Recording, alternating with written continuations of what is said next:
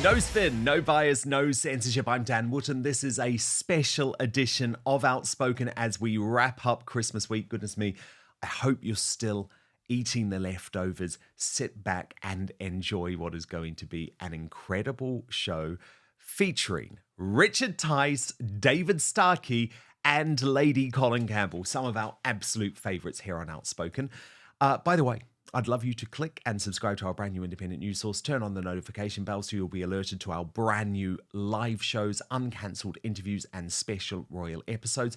The best way to support Outspoken, though, is by subscribing to a monthly paid membership on Substack, which gives you access to the uncancelled after show, which returns Monday to Friday in the new year, alongside my exclusive reporting and columns, access to our live chats on the Substack app, and the chance to join a thriving community.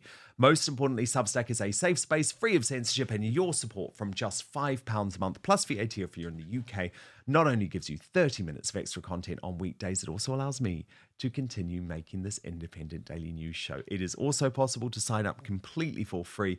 Please do join our growing media revolution, www.outspoken.live. But now, let's go.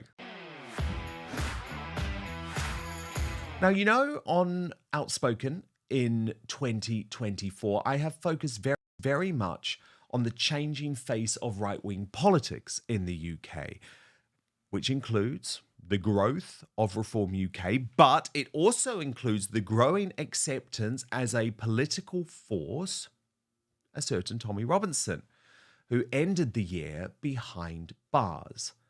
So when I sat down for an in-depth interview with Richard Tice, the deputy leader of Reform UK, he caused some controversy by making it very, very clear he wasn't going to, in his words, allow Tommy Robinson and Tommy Robinson's movement to hijack Reform UK becoming a mainstream force to challenge the Uni Party, Labour and the Conservatives. Now, this has obviously sparked a lot of debate throughout the year. I will continue to have those debates, and I will allow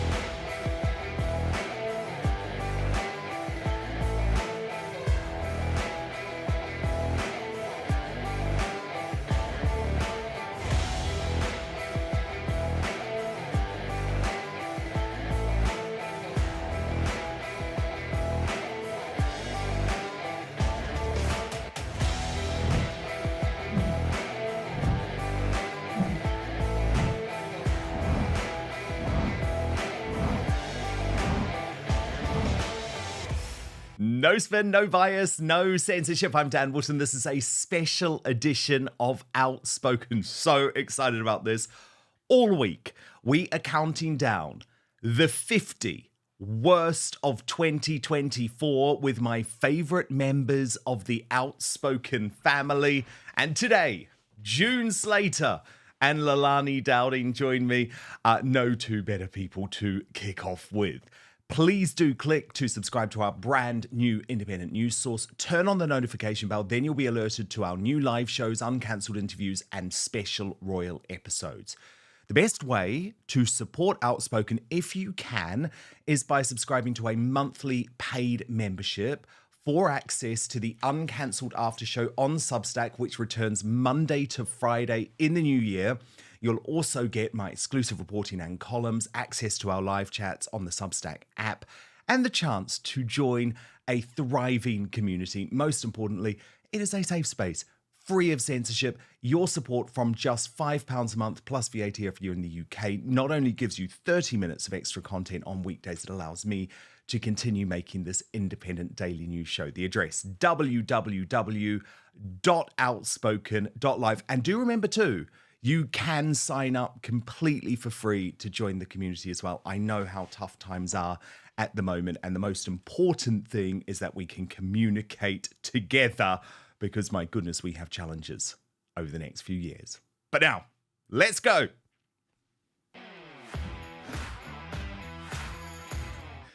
June, Slater, Leilani, Dowding, Merry Christmas. Oh, Leilani, you look sparkly today. I love it. And thank you both, because you have been with me since day one of Outspoken. All the highs, all the lows. And it's so great to have you here for our end of year specials, to kick off our end of year specials. How was your Christmas? Absolutely lovely. Really, really nice. Really nice. Spent it with a family. Just wonderful. And you're still partying. June, what about you? Well, I did the cooking, and it all went down rather well. We just had my lovely stepdaughter round, and it was nice. It was nice and quiet. I managed to talk David out of power washing the patio at 10 o'clock in the morning, which I just didn't really think that was the Christmas spirit, but he kept looking at it thinking, I'll do that. And I went, not today, you won't. So no way. Not very Christmas, not Christmas Day. Not Christmas Day. Well, look, let me explain the 50 for people who don't know, because when I launched Outspoken earlier in the year, I kicked off with 2 annual countdowns. The 50 biggest freedom fighters in the world. That was one by Elon Musk.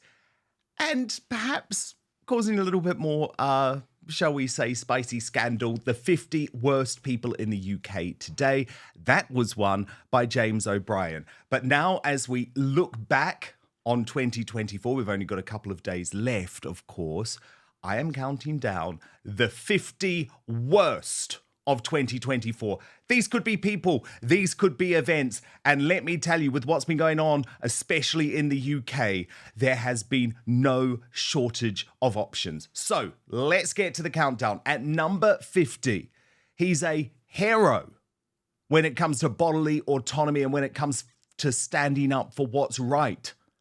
But Novak Djokovic was booed by the woke mob at Wimbledon. Watch. And to all those people that have chosen to disrespect the player, in this case me, have a good night.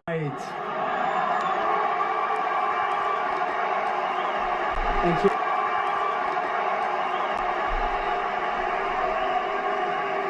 good night, good night. Very good night. Yeah. I'm hoping that they were just commenting on Runa and that they weren't disrespecting you. They were. I don't accept it. No. I know they were cheering for Runa, but that's an excuse to also boo. Listen. I've been on the tour for more than 20 years, so trust me. I know all the tricks. I know how it works. It's fine. It's okay. I focus on the respectful people that have respect, that paid the ticket to come and watch tonight. And love tennis and appreciate the players and the effort that the players put in here. I played in much more hostile environment, trust me. You guys can't touch me. I mean, June, Slater, unfortunately, what that booing shows is there are still a lot of people, especially a lot of middle-class, woke Wimbledon tennis fans who can afford the entry price, who aren't awake, who don't realise what's gone on over the past few years. Well, it just reminded me when you showed that screenshot of the actual stadium. It reminded me of the Colosseum. And that's how stupid people were back in Roman times. They went with the crowd. And this just shows that no matter how middle class you are and how much money's in your bank account, you can't stack it up with common sense, can you? And at the end of the day, the man made a decision to body autonomy. It's his choice. The fittest man on the planet, or one of them, and I think he's allowed that choice, because we sit here so many months and years down the road and realise that during the inquiry in the European Union for this virus, I'm trying to be careful with my wording here, that it was proven that it had never been tested for transmission. So he was right to just rely on his fitness, and then the efficacy, which drops to next to zero, 1 point something, I think it is, for the wider population. I think that Novak made the right decision for Novak, and that's all that matters. The crowd showed themselves up. The crowd showed that just because you're well heeled and just because you've gone with the toffs for the day and you're paying 20 quid for strawberries and cream, you're not that bright. Exactly, because they still think no vax is some sort of put down, Leilani. Yeah, do you know, he is still a hero to me. He went up and stood and got thrown out of major competitions because he stood for what he believed in.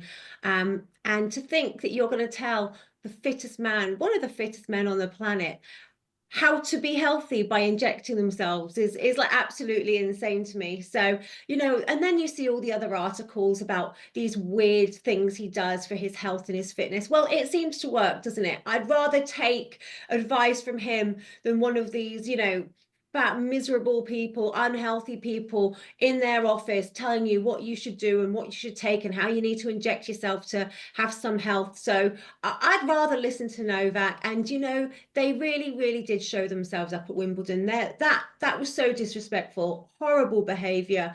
And to be quite honest, I would have thought better of them. It's a pity to see, but, you know, good on Novak for holding his ground. Exactly. And sort of owning it. There's something to be said for that, isn't there?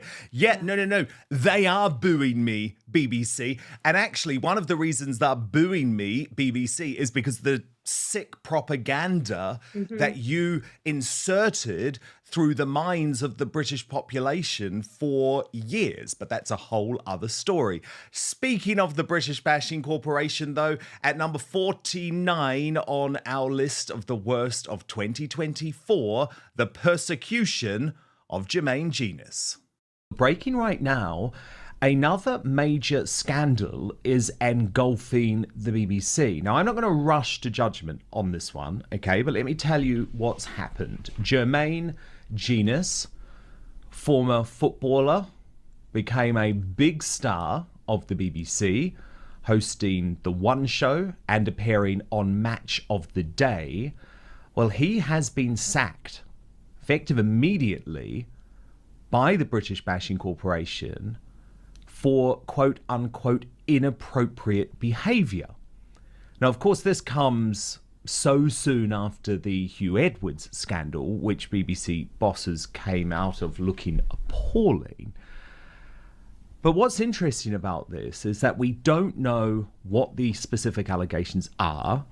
We don't know what the claims of inappropriate behaviour are.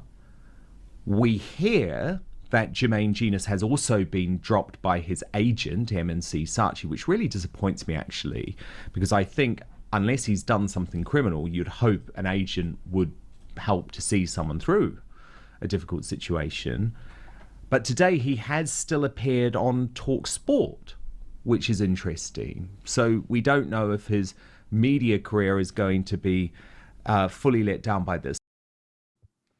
Well, Leilani, Dowding, we do know now. We know that all Jermaine Genius did was text message a couple of girls who he fancied. Now, that's a terrible thing for his wife.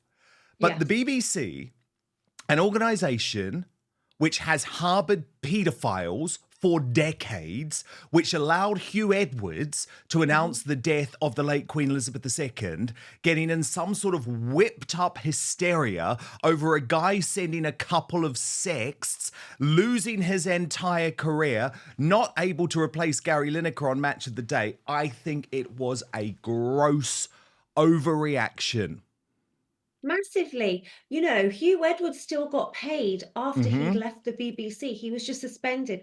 What he did and the allegations against Hugh were a million times worse than what Jermaine Genius did. As you said, horrific for his wife. I can't condone that in any way. But this shouldn't be, you know, a firing situation. Imagine if they fired every single person in every single position around this country, male or female, that had some inappropriate workplace flirtation, affair, whatever it might be. I mean, this wasn't even an affair.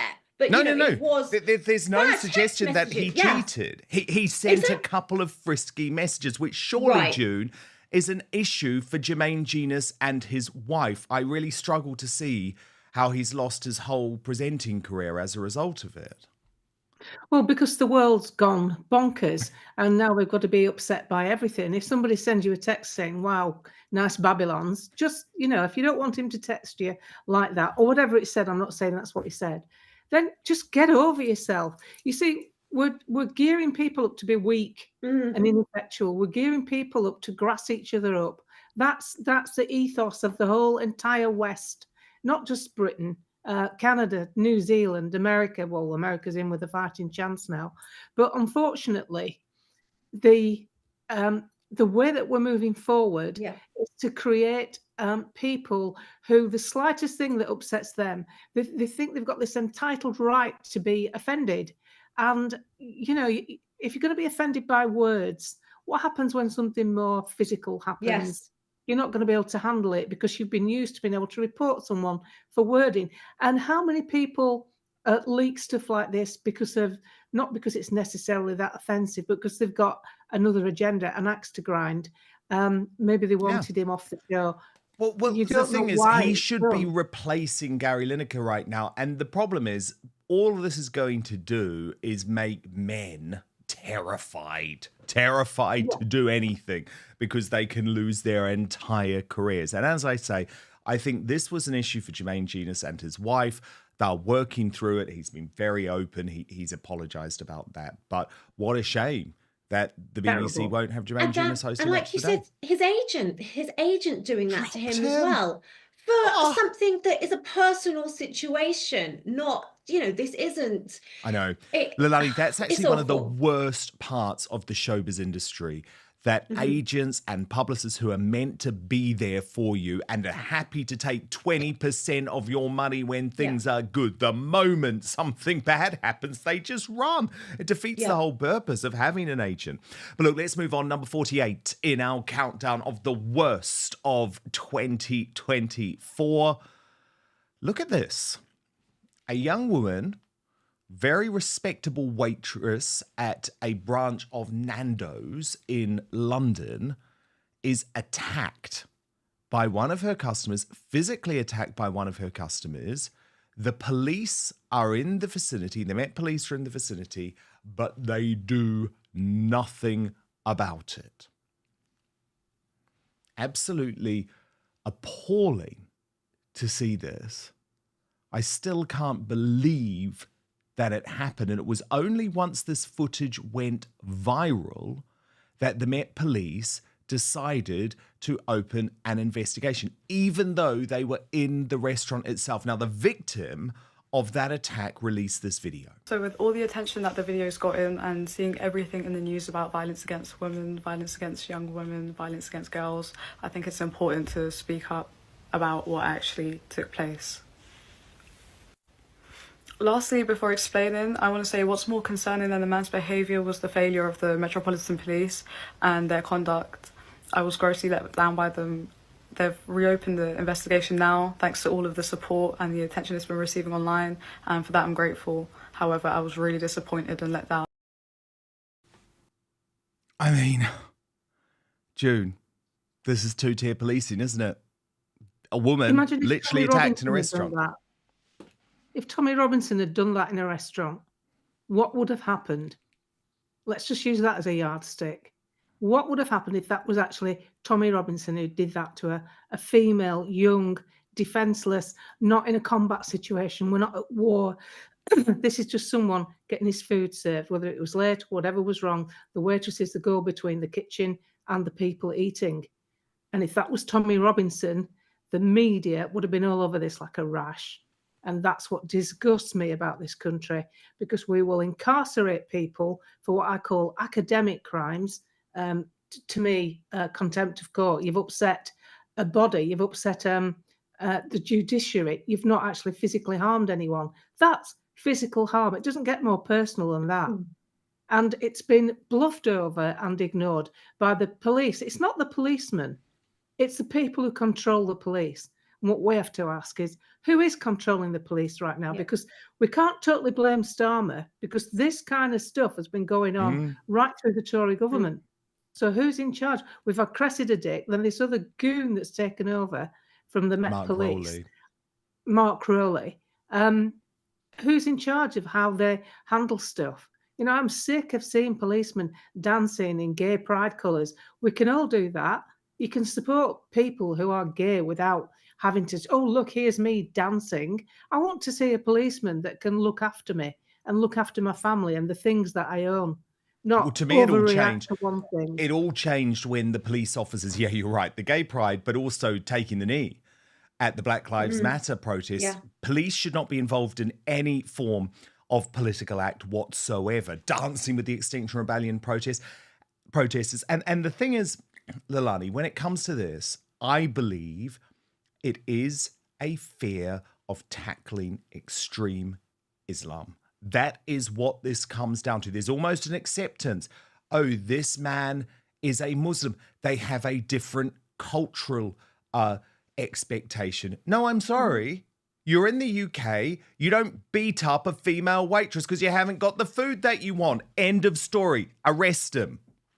Absolutely. And the saddest thing about this is that, as you mentioned, they didn't even look at it until the footage came out, which was months afterwards. Somehow this video circulated months after the attack. And as far as I'm aware, they still haven't even caught the guy. And it got forgotten about in just a moment as well. And so, you know, you've got Yvette Cooper coming out talking about, you know, these extreme acts against women. It's going to be called terrorism. Well, look, you've got a guy here and he's hit a female in a public place.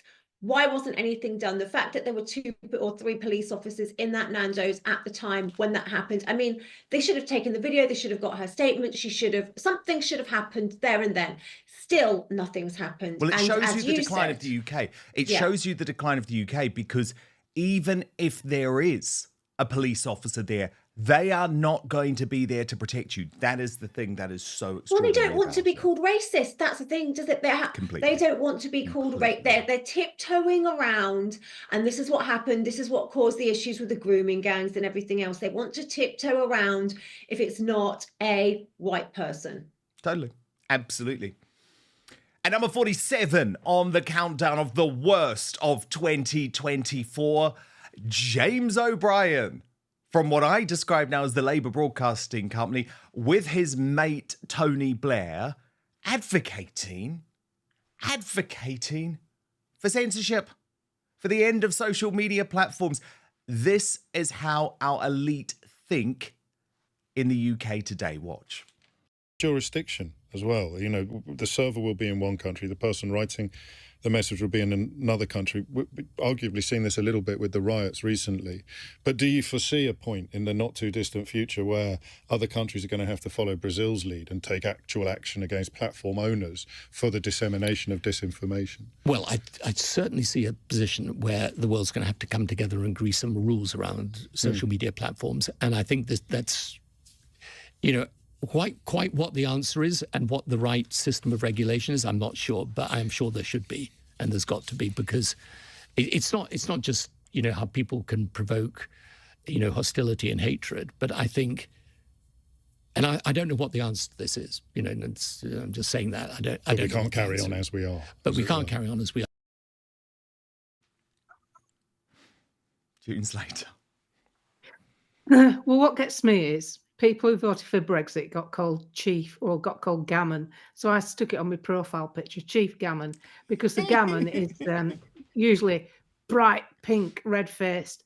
Have you seen the cut of James O'Brien? He looks like what they call us. He looks like a gammon. He's permanently angry with the world. He gets, you know, he's a journalist. He's not going to the coalface. He's not having to work in a sweaty foundry. He's not risking his life going up scaffolding. He's sat there pontificating about how the world should be run his way. Tony Blair's trying to stay neutral. But we all know, if you listen, there's a very short podcast part of an interview with Dominic Cummings, and no matter how much grievance he has with the government, he explains how the government works and about how the civil service runs the country despite the leaders. He basically trashes the fact that we have prime ministers and ministers, and that the real work, the real workings, the decisions basically are already made. And where I'm going with that is Tony Blair changed the civil service when he was in power. And Tony Blair, via his institution, was proud to say he was embedded in governments across the world to advise on restrictions during our ghastly 3-year period. Where that is really important, Tony Blair has never stopped running this country. He's never stopped. He's behind the scenes and his men are in place. They are the upper echelon of the civil service. So when he sits there as though he's just passing an opinion, he knows everything he needs is in place to change the face of social media should they choose to go down that road. And the left can't wait to go down that road because they can't stand narrative challenge because their narrative is so weak and so demanding. James O'Brien is one of the vilest people that I've ever seen commentate on anything. And I think he'll win you this year's award again. I think it's a home run for Mr. O'Brien. I have a feeling he might feature again somewhere in the countdown, Leilani, that's for sure. But isn't it so terrifying that people like James O'Brien think the solution is just to shut us up? Leilani, that's the solution. If we can't share our views, then everything will be okay. Yeah, it is absolutely terrifying because you know what? He doesn't want an independent media. He doesn't want independent journalists. He wants he wants the media to be a government mouthpiece. That's what he wants. He wants everything that's out in the media to follow the narrative of the government, which is crazy to me. You should be able to have discussion and debate and talk, whether you believe that man-made climate change is real or not, whether the cows should be fed these chemicals that might come out in the milk. You should be able to have that discussion. You should be able to talk about whether or not you want to be jabbed or not, or locked in your home or not, or whether, the suicide pods that they want to bring out, whether that's right or not. We can't just have a media that goes along as the government mouthpiece and as the narrative mouthpiece and as the elite's mouthpiece without anybody challenging it at all. And they want to take away that challenge. And that's why they want to take away Twitter, because that's the last place really at the moment where we can actually speak freely, apart from, independent platforms like this that then have to go and make their own websites and whatever, because YouTube are going to take them down, or Facebook are going to take them down, or Instagram are going to take them down. Exactly. And what he doesn't like, what O'Brien and Blair don't like, is that thanks to Trump, there has been a shifting of the Overton window, his alliance with Elon Musk, the fact that Mark Zuckerberg has had to admit this year, I got it wrong over COVID. Well, you should be apologizing, by the way. You should be reinstating everyone who you removed from Facebook. But it's changing and they don't like it. And number 46, though, on the worst of 2024, the MSM go mad over Nigel Farage overseas. Why did he need you? Well, that's a matter for, his team to answer, not me. No, listen, it was right that I came. Right for who? It was the right thing to do. I have friends. I don't know whether you do or not. Maybe you don't, but I have friends, and when they're in having a tough time, it's right to go and support them. And is that the sense you've got, that he's having a tough time right now? He nearly died. Do you think he's having a tough time right now? He nearly died. And do you think that's changed him? Do you think? I mean, you must have spoken to him if you're a good friend. I think that he's obviously very thoughtful about what happened. A dramatic failure of really dramatic failure of Secret Service, who normally are so efficient and so good at what they do. So I'm here to show support for him. Just tell us one thing. Have you seen Liz Truss here? No. Are you looking for her? No. Would you like to see her here? I would see anybody that's friendly. I'd be very happy to meet. But I believe I think Boris is here somewhere as well, which is very surprising. But you haven't made contact with either of them? No. And are you expecting to? No, really. I've got lots of Americans. Seen Donald Trump yet? No, I haven't. Are you going to? Yes. When's your audience with him? I don't know yet. But you're here to see him tonight. I am. And Which way are we going? did he ask you to come? I'm here. But did he ask you? Were you invited? What's it got to do with you? Should you not be with your constituents? What's it got to do with you? It's only a question. There's an 8-day week. As long as I work 7 of them, we're okay. Okay, and you're here because you're still a big Trump fan. You think Trump's politics are the way forward? For peace, yes. For peace, what do you mean? I think peace comes through strength, not through weakness. And I think his 4 years were a good 4 years in terms of foreign policy. Far better than anything we've seen since with Joe Biden. Thank you. I mean, Leilani, where do you start? Where do you start? Apart from probably the most sensible thing was Farage asking, do you really have any friends, Emily Maitlis? Because I'm sure you bore them to death. You know, he handled that so well and so, you know, patiently and gracefully. And the fact that he paused for those moments and said he nearly died when she was pushing and pushing is, I think he's having a hard time. You know, I think it was wonderful to watch and to see what an awful journalist she was. I can't even remember her name. It's gone right out of my head. She's so insignificant. But I think he handled it really well. And I think the media frenzy was absolutely crazy. You know, he's not somebody that's in power at the moment. He's not running, you know, Britain. So why should he not be there? You know, he's had a good relationship with Trump. It was a very hard time for Trump. So if he wants to be there, I think absolutely fair dues. He should go and support. And, you know, who wouldn't want to go and see one of his wonderful campaigns when he's out speaking in public? I mean, I would love to be at a rally.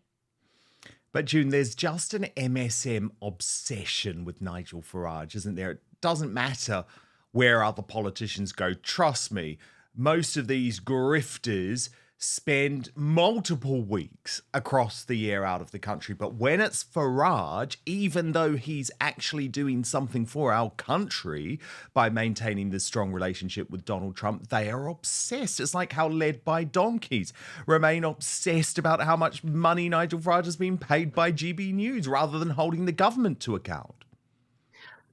Well, the trouble is, Nigel Farage is like a bushfire they can't put out. It keeps popping up, and he's a 30-year seasoned professional, and that man has the right approach to eventually wanting to become the government. The thing about Nigel is his supporters in Clacton that put him in power as an MP are very happy to see him in America so close to Donald Trump, because the people who put him in Clacton are also the people who see the common sense in the peaceful negotiations that Donald Trump would have with Russia. Most people don't want war. Nigel Farage recognises that. That man is up at 4 o'clock nearly every day. His day is longer than Emily Maitlis's bloody fingernails. So I have absolutely no doubt that he knows exactly how to put the effort in. He can balance a few plates. He can do his GB News, he can service his constituency, and he can do what he wants. His 5 trips to America were money well spent by him, cozying up to Donald. He's met him before. How many MPs do you think Donald Trump could name and recognise? Oh, totally. Not many. And it's more than meeting, isn't it? Because he was in the inner circle on the night of the election at Mar-a-Lago, being introduced to Elon Musk by Trump. And the thing is, Leilani, I think the MSM will make a fundamental error here. And it's the same error they made with Donald Trump back in 2016. They think if they pillory and harass, that we're all going to start thinking like them. Whereas actually, don't you think most ordinary people actually see through what the MSM are trying to do to Nigel? I do. And I think they're overplaying their hand. And the more they try and vilify him and make him out to be this monster, the more they actually look the fool. Because when people listen to him, they like him. They like how he comes across. He's charismatic. You know, you don't hear people speaking about Farage with the way they speak about Keir Starmer, how people just despise listening to him. Like they hear his voice and they just like, they're disgusted by him. You don't hear people like that. And the MSM keep on pushing Keir Starmer as this wonderful guy, pushing Nigel Farage down as this awful, and people see it. People see it. You know, even at the farmers' protests the other weeks ago, people were talking about how the BBC now is the government mouthpiece, and that's it. People are seeing through it, more and more people, because they're pushing things the wrong way. June, you see it on your Facebook page, don't you, as well? People are just bit by bit waking up, realizing we can't trust the BBC, realizing we can't trust the mainstream media. And it's funny seeing these presenters, like I saw it the other day with Andy Peters on This Morning, talk about Nigel Farage as if he's one of the most unpopular people in the country. It's like, you are so stuck in your Islington dinner party set. You have no idea that actually that isn't how the populace feels about Nigel Farage anymore. Just like there was a big change in the US. I mean, look at JD Vance, who's now vice president. He was a never a Trumper at some point. So the MSM isn't keeping up with the changing face of how the UK actually feels about Farage. And it isn't filled with this visceral hate. It's actually filled with a feeling of, God, we need to close our borders, and there's probably only one man who's got the balls to do it. Well, I think the thing about what Nigel Farage can offer, he's the one that stimulated reform into being able to do something. 5 MPs in 7 weeks is an achievement. And what will happen now, because I saw it before with Brexit, because I read my messages, I take notice of what people say to me. What will happen now? We went to the last election with disdain. People gave up. They'd had enough with Brexit. We'd been let down. They'd had enough with Diner Ditch Boris. Every single hurdle that we'd overcome with our democracy by voting, we've been pushed back. People gave up. They didn't care who was in power. In fact, some gave a protest vote to Starmer. Even some business people now, with buyer's remorse, regret that move. But what has happened, Starmer has been the best thing to happen to freedom, because he's waking people up who don't take any notice of politics. And sadly, you need that. To make people fight, you need to give them something to lose. They don't fight when they're comfortable. And the Tories had us just comfortable enough to keep us under. They just had the lid on the pan while it simmered away. Now it's boiling over the stove and people have had enough. Come 2029, I think it is, when the next election comes, by that time, reform will have gobbled up so many council seats. People will come out and vote again because they will not risk another 4 years of Labour. They know the Tories are finished. My advice, by looking at my message box, is if you are a sincere Conservative, you should do an Andrea Jenkins and jump ship. It's relevant if the party isn't up to scratch, if it's not ticking all the boxes, if it's not fully democratic yet. It's running along the same lines as the Conservative Party. It's a moot point that shouldn't even be discussed. We have so many problems in this country. We need some fighters in the arena, and Nigel Farage can bring them to the table. And I hope to see him win 300 odd seats next time and just get reform in. Reform and Nigel Farage back direct democracy, they back proportional representation. You will have a say with someone like that in power. You won't have a say with the Tories because they're not Conservative. It's finished. It's over. It's had its time. The oldest serving political party in the world has cooked its own goose. I love that analogy of the saucepan boiling over, because I do think that's how we feel. And we saw it with Brexit, didn't we? Lots of people voted for the first time to leave the European Union. I think that will happen at the next general election too, with lots of people voting for the first time to say we have lost faith in the uniparty And the younger system. end, Nigel Farage has captured the younger end because he knows how to communicate. Most MPs, Starmer is in particular, is Wootton, is a Theresa May in a suit. They don't know how to connect with people because they're not interested in them. The difference with Nigel Farage, I know he and Ben Habib are having this bloody rift and it's pointless, but both people can communicate with the working man, with the man in the street, and Nigel Farage is particularly good at it. Tice wouldn't have got this result had he stayed at chair, but at least He stood to one side and let the man. You see, people misunderstand that Nigel Farage is powerful. He's not. He's popular. He gets a lot of airtime, but he's not powerful. He's only an MP. He's a backbencher. He's no more powerful than anybody else in that position. But he has the capacity to discuss topics on GB News, get in people's households who don't use social media, and connect. That's a gift. Being able to stimulate people into understanding complicated issues, that is a gift. There's no backbiting with Ben Habib. Ben Habib lost twice in two various elections. For a start, I think the people of Wellingborough are absolutely bloody crackers not having him for an MP. One of the best people that could be in Parliament. And that's why I support independence as well as reform. As long as we get different faces who talk our language, we'll be fine. But he lost. He couldn't stay in his position because you can't if you've lost a seat. Nigel Farage needs someone who's in the House of Commons to do his deputisation when he's not there. And Nigel will work now. He's too old. I'm 67 today, actually. So Nigel Farage. Happy birthday! Oh, don't put it on. Don't put it on. Don't put it on. Too late, June. He's 61. He's 61. The stamina that it takes to do something like what he's decided to undertake, he'll burn himself out. This is the last chance saloon, this. And people who dilute that are cutting. It's self-harm. You might as well sit there self-harming because this is your one shot. This next 4 years is critical. Nigel will be working for that election right now, gathering council seats.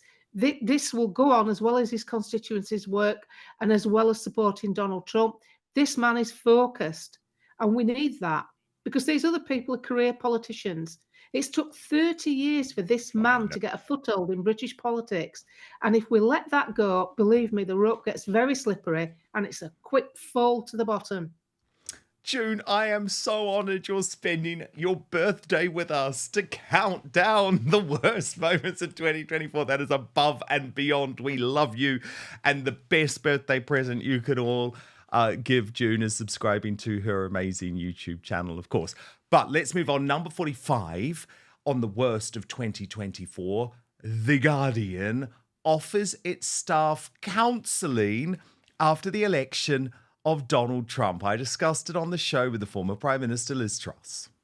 The Guardian have today offered free counselling to their staff members after the Trump win. And this is actually the editor of The Guardian, Catherine Viner, with an email address saying that UK staff can use 24/7 online GP mental health support. I mean, they've lost the plot, haven't they, Liz? They'd already lost the plot, but they've been living in a fantasy land. Yes. That everybody else agreed with them. And this is why they're so discombobulated, because they've worked out that most people in America don't agree with them. And they're going to get a huge shock in the future when Keir Starmer gets booted out of office, because they're going to find out the people in Britain don't agree with them either. I mean, Leilani Dowding, they claim to care about democracy, but then it's like, we're going to provide you counselling because this democratic vote didn't go your way. What a joke. It's a joke. I actually found it really amusing. I found it hilarious and I thought it was like totally insane. But you know what? They don't need counselling. They need a mental home. Just turn the Guardian offices into a mental home and just keep them there because they're nuts. They're absolutely nuts. But this whole thing's just crazy. Anyway, I just thought it was really funny. I couldn't take it seriously. I just thought, what is wrong with these people? You know, democratic vote. He won the popular vote. Just live with it. You don't need counselling for it, do you, June? Well, what you've got to look at, you've a woman there who's permanently got a bottom lip out. I mean, I thought maybe, Guardian sales are down so much, maybe she can only afford to have one filled. So let's make it the bottom one. If she walks in a glass door, she's staying there, isn't she? She never puts the lip away, as in a figure of speech. Counselling, seriously, is that how far up your own backside you are that you think people treat voting like a test, like it's something you pass or fail? It's not. It's a choice. And what they can't cope with is the country doesn't choose their way. That's why The Guardian is permanently asking for funding. They threatened to leave Twitter. Have they gone yet? No, they're still there. The reporters are still there with the personal pages. Why haven't you all cleared off? Because you can't survive without being on a mixed forum of debate. And that's what it's about. And at the end of the day, I think the media will turn full circle, because what they've tried to grab hold of by running the mainstream media narrative and only going down one route with it is that it's took people a while, but it's working. People aren't buying newspapers. People aren't watching the TV news. Even if they're not watching podcasts, they're not watching the mainstream media. They've turned off from it. They're using the mainstream media for their entertainment, for dramas and soaps and sport. They're not listening to the news that comes out. Sky News permanently behind Nigel Farage's show in particular. So I think that speaks volumes. The other thing, Dan, about your show, what I really love about it, I mean, I've even got Dave watching it now. Yay! He doesn't even understand what podcasts are about. I've been explaining it to him. The great thing about your show, the quality behind the way that guests come on so easily, like Liz Truss, like David Starkey, like Ben Habib, they come on here because they understand what you're offering, which is a democratic approach to opinion. And we've got a massive reach. And people, I'm always recommending you in my small way on what I do. But the thing is, this is the way forward. The way forward is what you're offering. It's not what the mainstream media are offering. Well, and I do think that's part of the reason behind the Guardian breakdown, right? Because what happened in America wasn't actually just about Trump winning. It was about the mainstream media being defeated, because they had described this guy as Hitler. They had described this guy winning as the end of democracy, and people saw through their fear campaign. Now, sometimes their fear campaigns have worked. I mean, the reason the three of us came together in the first place was because of the fear campaign that was launched over the course of 2020 over COVID. But I think increasingly people are seeing through it. And they should see through it even more, actually, because of the way that the mainstream media treat their viewers. And that's where we get to number 44 on the countdown of the worst of 2024. Mel Sykes, formerly a major presenter at the British Bashing Corporation, revealed the truth about BBC executives. Watch. I've heard people in power at the BBC talk about the audience as the great unwashed. That's how much they respect you, which is zero.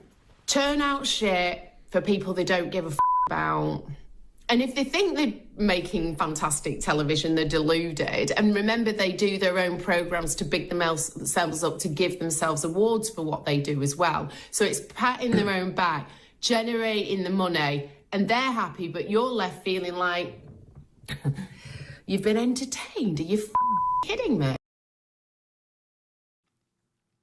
I mean, that was not a surprise to me, Leilani, but so indicative of how the BBC really feel about their audiences and why we should all be defunding this organisation by not paying our licence fee. Absolutely. I mean, I want to say that I haven't actually paid a license to the BBC for 4 years because, you know, I don't watch it. It's utter nonsense. It's nonsense. And you can just feel the disdain for us. I'm glad she came out and she said, you know, what she's experienced and what she's noticed while being there. Again, not surprised at all, just by looking at the nonsense they put out and their stupid woke programming. And, you know, it's flopping. No one wants to watch their shows. Why? Because it's a load of woke claptrap, using one of June's words. But no, I'm glad she said it. And I think actually, I think it was a good moment. I think it was a bad moment for the BBC, but it was good of her. It was so eye-opening. The thing is, June, why I say it's not a surprise is because having worked for woke ITV and sadly even GB News, I know how the media elites think about their audience, and they so often look at their audience with disdain, and that really angers me. Well, I think it's synonymous with anything, any publication as well. We are fodder. There isn't a respect. And I think all she did, she had a meltdown, and she wasn't doing this for any, personal gain for sure. But the people, we really know this. We know how they treat us. You can see, even if you watch some dramas and soaps, there's a message in there all the time to bring you around to a way of thinking. The soaps have been used for years. I loved Coronation Street. I'm Lancashire. I loved it. I watched it for years. And about 10 years ago, I gave up because the messaging was political. And I wasn't even that active politically then. But I thought, I'm not listening to this. They're basically telling us how to behave. And Mel will have seen it from the inside. She's got a good heart on her. She's a, basic northerner. She says it how it is. And it came across so well. And she probably did a lot more good than she thinks with that little meltdown. Because let's face it, come on. When anybody argues about any topic, because I get a lot of stick for what I do. People don't understand it, especially older people, friends of ours. Well, what are you doing, June? On, I don't have time for Facebook. Or well, maybe you should make some time for Facebook. You'd be coming to some better decisions. I've not 4 jabs into a rollout, am I? So there you go. But the thing about these people is they don't understand the difference. And the BBC gave them Jimmy Savile as a children's entertainer for years. Yes, and gave them Hugh Edwards announcing the death of the late Queen. Oh, that's all we need to know. We need to know. They are they are one of the main organisations in this country that has harboured paedophiles throughout its entire history, and I really mean it when I say, if the BBC was a private company, it would have been shut down by now. Yeah. And it should be. But June Slater, Leilani, Dowding, stand by, because in just one moment, Angela Rayner makes the list. I'm sure you've been expecting that. First, though, hot flashes, sleepless nights, weight gain, joint pain. I know a lot of you are dealing with or have dealt with these symptoms, especially the women in the Outspoken family. Now, obviously, I haven't experienced menopause firsthand. That would be scientifically impossible. But I have heard from so many of you about the challenges that come with that stage of your life. So I'm coming to you with good news. By now, most of you have heard me talk about Verso. I've been taking their products for months, and it's been absolutely transformative for me. But today I want to focus on all of you amazing women out there, especially those dealing with menopause or perimenopause. I've heard from so many of you about how tough this phase of life can be. Well, Salbean by Verso is designed to target those symptoms head on by addressing the root cause. It's formulated with ingredients that are proven to increase NAD+ levels in the body. That's huge, because NAD+ is what keeps your cells healthy and energized, but it drops off as we age, and especially during menopause. Here's the thing. Boosting NAD+ can make a big difference in how you feel. Women who've taken Salbean are reporting some pretty amazing changes. Hot flashes disappearing, more energy, joint pain relief, weight loss, and mental clarity. I've even heard from some listeners who've told me their periods have come back or have become regulated, and they feel like they've turned back the clock on aging. The ingredients in Salbean have shown to balance hormones without going the traditional hormone therapy route. It helps with inflammation and metabolism, which is especially helpful for managing weight and keeping you feeling your best. Plus, these research-backed ingredients have been shown to improve bone health, which is crucial for postmenopausal women at risk of osteoporosis. What I love about Salbean, and think you will too, is that it doesn't just mask the symptoms of menopause, it tackles the root causes of aging, helping you feel stronger, healthier, and more energized from the inside out.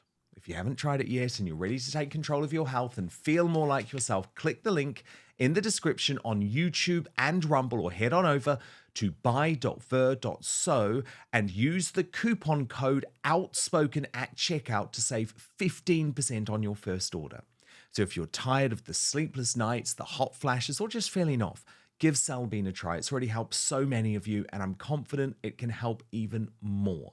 So I'm just going to repeat the address now: buy.ver.so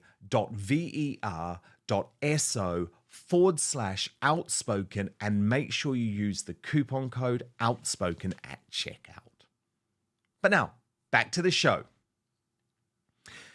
As we continue our countdown of the worst moments of 2024, I have to ask a serious question.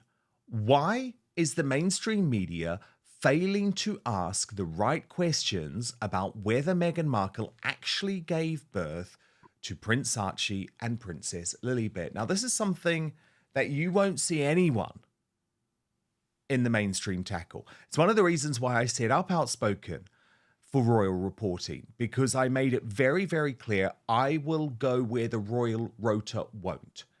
And this is an issue which raises serious concerns about the line of succession. And it's an issue that Buckingham Palace and Meghan and Harry could end very, very quickly if there was nothing to see here, folks. So as you know, I have gone there on the show this year with both Lady Colin Campbell and Samantha Markle. Watch. But look, let me ask the question that everyone wants to know. Does Buckingham Palace have questions to answer regarding the births of Archie and Lilibet, the children of Harry and Meghan, and potentially whether they should not be in the line of succession? Which, let's be honest, this is a difficult question, but it's a question that has constitutional implications and is surely in the public interest. Well, it certainly does have constitutional implications, and it is in the national interest. I think the matter should be cleared up one way or the other. Of course, you can't blame the palace for the mess because they didn't create it. And, you know, they have found themselves caught up in what they regard as a no-win situation. And on the face of it, it is a no-win situation for them because Meghan, and I suspect to an extent Harry, have also played things so cannily that the palace are, they think if they do, they die. If they don't, they still die. But I don't think that's actually true. I think they should beat Harry and Meghan at their game. And the matter should be cleared up. You know, the citizens of this country have an absolute right to know that anybody in the line of succession has a valid place there. And there should be no doubt whatsoever. And if the participants have created a doubt, which Meghan and Harry have certainly created, whether you could say that the doubt is a valid one or not is another matter altogether. And I need to say that for legal reasons, as you will know only too well. But, you know, it's their conduct, hers especially, but he has been collusive in all of this. And yes, I think that this is something that's not going away. And, you know, I've spoken to people about this at a very senior level, and it's not going to go away. And they can play ostrich till they're blue in the face. It's ultimately, they are either going, well, I suppose if William accedes to the throne without a problem, and he doesn't travel with his children, there will be no foreseeable problem. But if they continue traveling en bloc, there is a valid ongoing concern as to the fact that you can have Harry and Meghan on the throne, which I think would be the end of the monarchy, but then you would also have Archie and Lilibet in the immediate line of succession, way in front of everybody else who was born without any queries. And Meghan's conduct and Harry's conduct are the things that have created these questions. And I think it is in the interest of the British Crown and the British people that this be addressed very straightforwardly. Provide the proof to the world that those children were well, let me rephrase that. I want to be careful how I put this. Provide the proof to the world that those children were born in such a way that no questions can be asked, which means they have to provide absolute proof that Meghan bore those children and was delivered of those children herself. Failing which, this is not going away, and it's thanks to Meghan's conduct and the way she has conducted herself that these questions have arisen in the first place. Have you discussed it with your father, Thomas? Mm-hmm. What's his he said the same. He said the same thing. I don't believe, and he doesn't believe that there are kids, because you don't yank around and use alleged children as pawns so much. We're only going to let you see our children if you behave in a certain way, and we can control the landscape. I mean, it was like really sick and contrived. And I think he got to the point where, excuse my French, BS. This is not how you treat human beings about something so special and so important as family, whether it's the line of succession or genealogy, and the ability to see, quote, grandchildren before you pass away. A lot of family members want that. If just to be able to have a point of reference, write something down in the family memoirs that, here's another addition to the family. So I think it's been a very cruel game, and I think he accepts it. And he even said, we've seen this much of this kid with bandages around its face, like it didn't move or blink or anything, and that was very weird. Leilani Dowding, June Slater. Okay, Leilani, what do you make of this one? Should there be questions asked? I guess you can always ask questions. You should always ask questions. I mean, I saw this list come through yesterday and I was Googling moon bump like crazy. Meghan Markle moon bump. So you had me going down a little bit of a rabbit hole because I hadn't heard it. But, I think it opens wider points as well about, like you said, succession, but also how she is with her family and just the grandkids in general, not being able to see their grandfather and on Meghan's side and that as well. But yeah, no, you had me Googling Meghan moon bump a lot, and what did you think? Well, there were some interesting photos, that's for sure. Oh, definitely some interesting photos. I mean, the thing, June, that people forget with this story is that the reason it matters is because Archie and Lilibet would have to be removed from the line of succession if they were not born from Meghan's body. Now, some people might think that's really old-fashioned and cruel, but them's the rules. And there was a lot of weird things, June, because remember, I was covering this first pregnancy really closely, and there were a lot of weird things that went on. She refused to use the hospital that all royals usually give birth at. She announced that she had gone into labour actually when she had already given birth and the baby was already at home at Kensington Palace. So you can understand, can't you, why these questions are being asked? I completely get it, especially from the dynasty point of view, because it matters, because it's a multi-million pound concern. It's a 1,200-year-old product line here. It's a business that they've got rights to. I've got to say, first of all, I am a huge fan of Lady Colin Campbell. I love that woman. She dresses like Christmas every day. I think she's fantastic. And, she'll know this stuff. I'd never even considered it. I mean, she seems to be doing a Michael Jackson here, with these photographs. It is quite serious because of the implications. As you say, William travels as a family.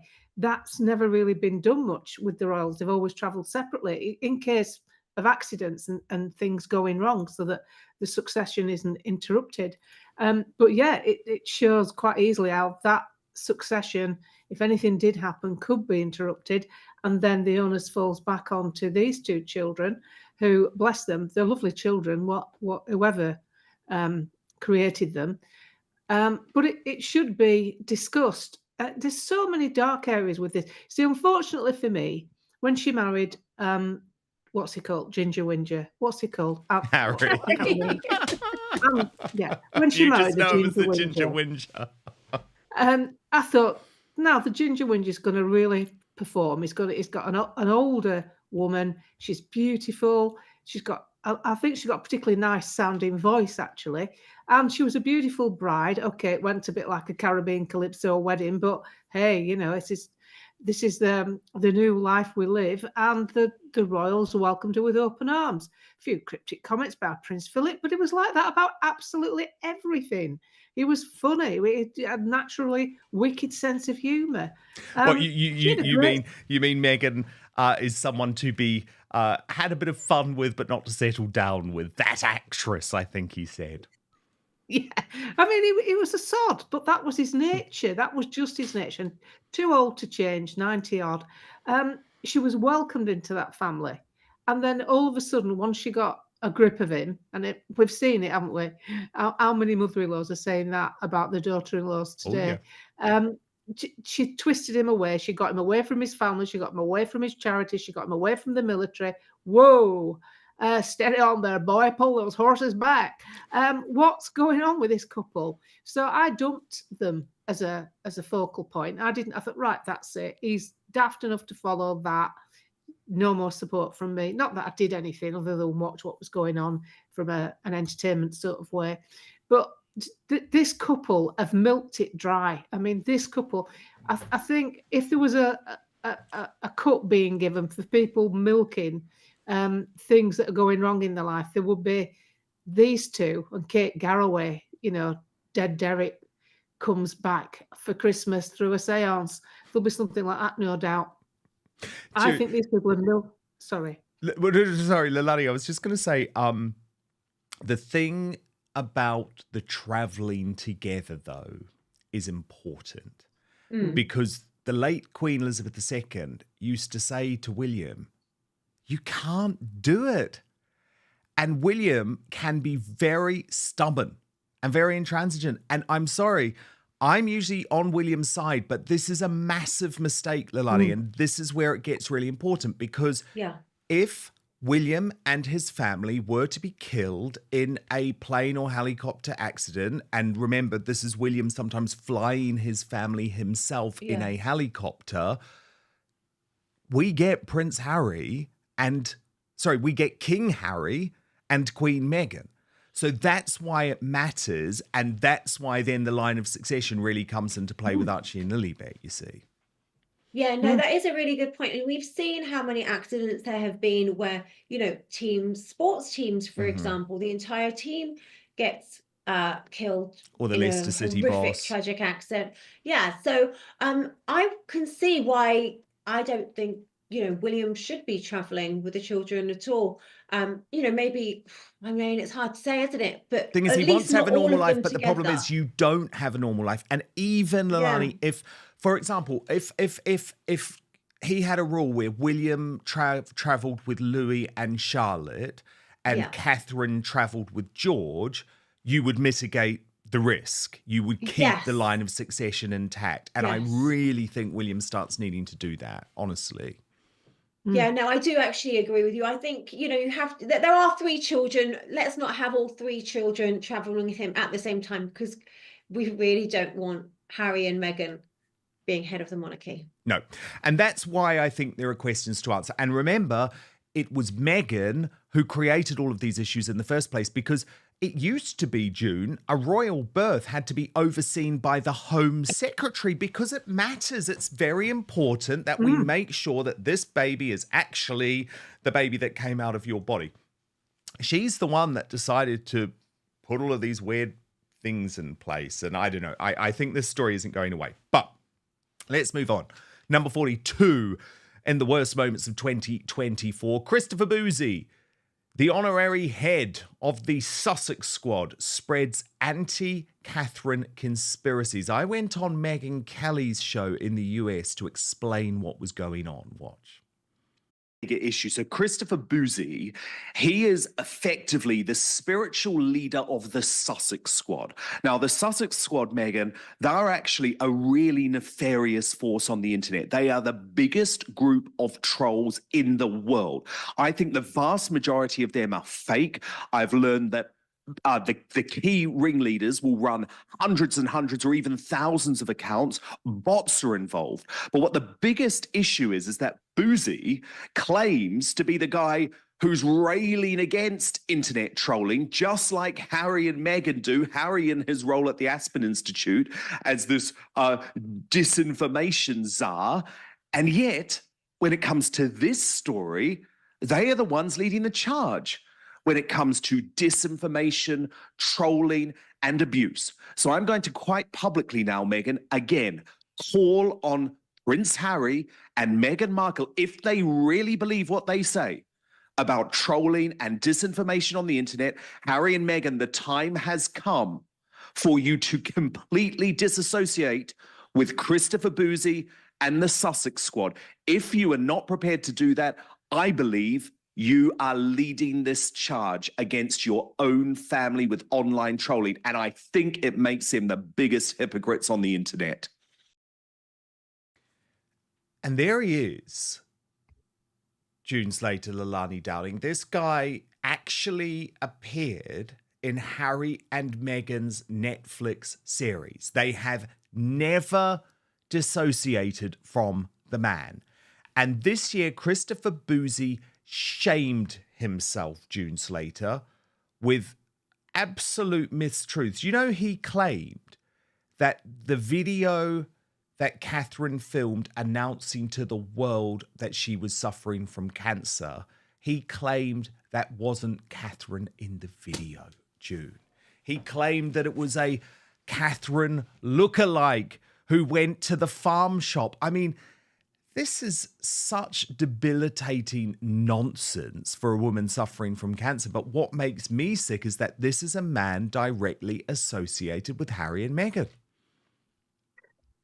Well, first of all, what's it got to do with him? It's only an opinion like anybody else. The woman has had cancer. I find it very strange that two very high-ranking royals have suddenly had cancer after this last few years. I won't go down that rabbit hole.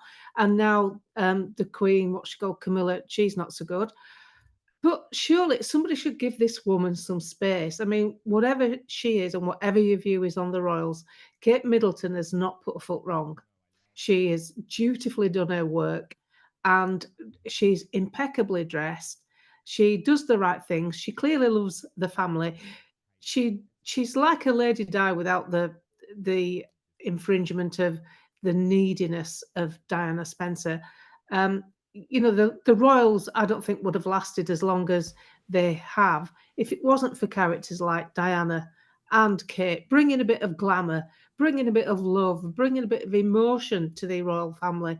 Just leave the woman alone. What's it got to do with him? Who is he at the end of the day? He's well off and he supports the Sussexes, who seem to spit their dummy out at every opportunity. They're the also-rans of the royal family. Even if everything was hunky-dory, they still would be secondary news. And what's happening, I think, maybe because she's American, that possibly Meghan Sparkle has decided that she should be in front page news. She's got herself a prince. But the way they've conducted themselves, alienating themselves from everything that lad basically loved, including his grandma, it's not the way to do it, is it? We're British.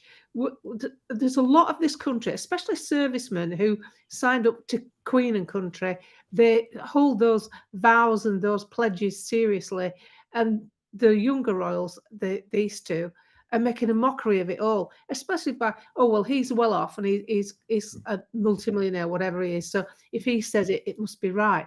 The woman's been through cancer. She will have felt rough. She will have lost weight. She's thin anyway. You don't know what it did to her hair. You don't know what it did to her demeanour. She loves a kid. She would have been thinking about not being there to be a mother for a kid. She'll have had enough on. Back off, back away from the vehicle. Leave Kate alone. Let her come out whenever she comes out. Stop trying to, that's the drawback of the internet. This is a family that's having its issues with health. We all get them. We all need our time to handle it in our own way. And the last thing we want is idiots discussing whether or not Kate Middleton's latest appearance is AI or a stooge. Leave the woman alone. Let her go back to doing what she's doing. I think it's revolting. Indeed. And Leilani, that was the thing that was most despicable about Boosie's actions. Even when it was announced that Catherine had cancer, he didn't stop. And this was all about, remember, this complete nonsense that William had somehow forced Catherine to disappear. I mean, all of this was nonsense. The woman had just found out after a really serious operation that she was suffering from cancer. Now, most of the cretins who spread those rumors, like Stephen Colbert and others in America, at least once they realized that Catherine had cancer, they decided to step back. But not Christopher Boosie. He just wouldn't stop. Well, the fact that he was in their whatever documentary, that awful show that they put out, that's pretty bad, because that means that they are close in some way, and must be, to Harry and Meghan. So, like you said, Harry and Meghan should have called on them for him to step out and step down. But actually, none of this would have even have taken place if Meghan did what she said she was going to do and went off to America for privacy. Well, a complete opposite of that, wasn't it? Complete opposite of privacy. She went over to America. As you and I, Dan, we said at the time, you do not go to California to go and live privately. You don't go to Hollywood to go and live privately. You don't go speaking to George Clooney and all the rest of it if you want a nice little quiet life. We called this. This was all for her to expand her career.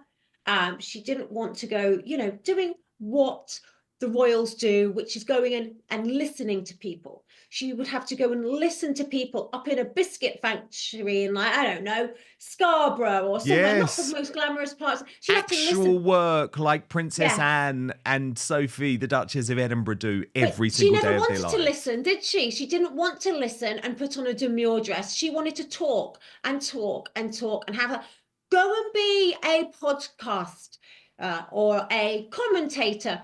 Don't be, the wife and representative of Harry and the royal family if you're going to want to talk instead of listening to the British people. So, the whole thing, none of this would be if she had just gone away like she promised she would do at the start. Go away, live your life of privacy, get out the public British life and the royal life. But no. No, that's not what she wanted. Now, at number 41 on the list of the worst of 2024, Angela Rayner becomes Raving Rayner. But this is not my issue. My issue was that she was claiming taxpayer money on this jaunt. Watch.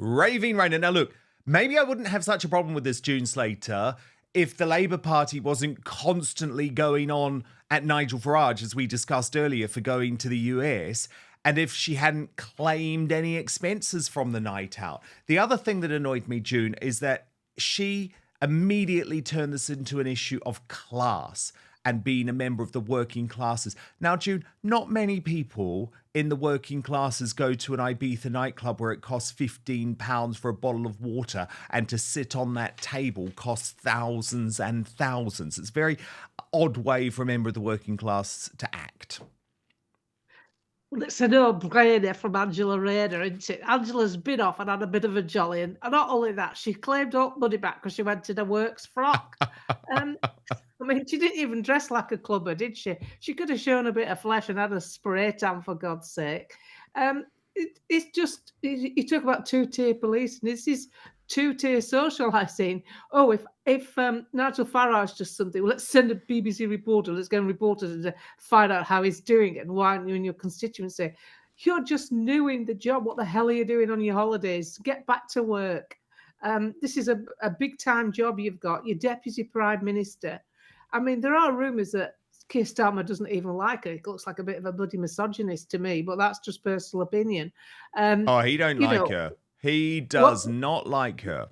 No way. And she'll go against everything he stands for. He's a stuffed shirt. He's a robotic. He's like the break dancer of politics. And we've got her for Deputy Prime Minister. I mean, what could possibly go wrong? I just have these visions of like an international meeting with the president of China and Putin, and Angela Rayner turned up because Keir's having a day off sick because he's finished his work at 6 o'clock on a Friday. And he's gone outside Angela Rayner. Hiya, Poots. You know, come on. I know. She's not really popular. And the thing is, it just infuriates me, Leilani, how people always, with Angela Rayner, give her the benefit of the doubt. It's like, no. As June said, she had just become Deputy Prime Minister. And they're really angry about Nigel Farage going to the Republican convention. But with Angela Rayner, the brand new Deputy Prime Minister, they don't give a damn about her going to get pissed up at an Ibiza nightclub. She actually gets special treatment compared to any other politician. Absolutely. And like you said, that contrast of, being so angry at Farage going to a rally or a convention versus her getting drunk at a nightclub. So absolutely, to me, that in itself is insane. But the fact that she put that out there, like, hey, this is what all normal people do. We go dancing at nightclubs. I think it was like 800 quid a ticket. She's in the DJ booth. No, I'm sorry. People don't behave like that unless you got special unless you're a little bit special. And so that's not what normal people do. That's not how normal people behave. So don't put it out there like you're some normal everyday person. Yeah. You're still Angela Rayner repping the working class. You're not. You're absolutely not. Exactly. You're the best showing thing off you now. could do for the working classes, Angela Rayner, is take your job seriously. Yeah. And I would argue that a deputy prime minister doing that within days of getting the job is not taking the job seriously. That's not me having having any sort of go at the working classes. I come from the working classes. That is all about saying she gets special treatment, and that if they're going to hound Nigel Farage every day, then we should have a problem with the deputy prime minister acting like an absolute fool at a nightclub. I just actually found it really embarrassing. I found the media response really You know what? embarrassing. Her and I are about the same age. I can't imagine myself taking videos like that and putting it out. Hey, I'm just trying to be like Miss Normal. No, absolutely not. It's embarrassing. It really is. Yeah. But June, I think you're right to point out that tension with Starmer. And I think there's a serious possibility, actually, that Angela Rayner ends up Prime Minister by the end of this term. I cannot see Starmer staying in power. He is so despised. He is so hated. There's no way that job is going to go to robotic Rachel Thieves, who lied on her CV. And the thing about Angela Rayner is there is something authentic about her. And if this is going to be a battle with Nigel Farage, as June predicts it will be, I don't know. I honestly believe, and it's scary. It's scary. I don't want it, but I honestly believe that Angela Rayner could be Prime Minister at some point over the next couple of years.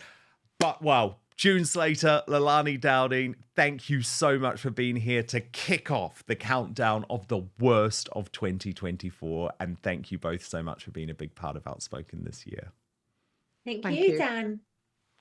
Now, we do continue our countdown tomorrow, but the best way to support Outspoken is by subscribing on our Substack, where if you pay for a monthly membership, you get access to the Uncancelled After Show, which returns Monday to Friday in the new year, alongside my exclusive reporting and columns, access to our live chats on the Substack app, and the chance to join a thriving community.